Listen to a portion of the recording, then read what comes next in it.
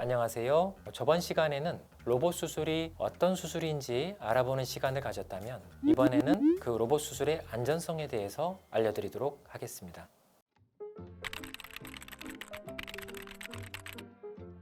수술 전에 로봇이 무릎 상태를 정확히 파악하기 때문에 정확한 수술 계획을 제안하는데요.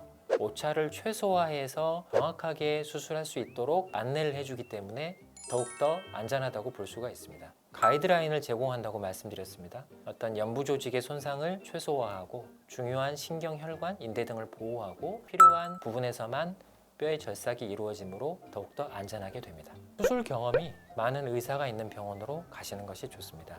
이 위에 있는 대퇴골의 모양도 사람마다 다르고요. 이 아래에 있는 경골의 모양도 사람마다 다릅니다.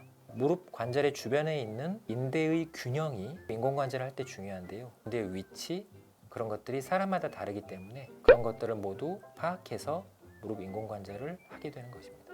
수술 계획도 환자분에 따라서 다르게 세워져야 합니다. 그런 부분은 모두 의사의 몫입니다. 손으로 하는 무릎 인공관절 수술이 의사의 경험에 의존해서 이루어졌다면 로봇 수술은 정확한 데이터에 근거해서 환자별로 정밀한 수술을 가능하게 합니다. 로봇을 통해서 세밀하게 계획을 세우기 때문에 수술 중에 나타날 수 있는 그런 부작용을 줄일 수가 있습니다.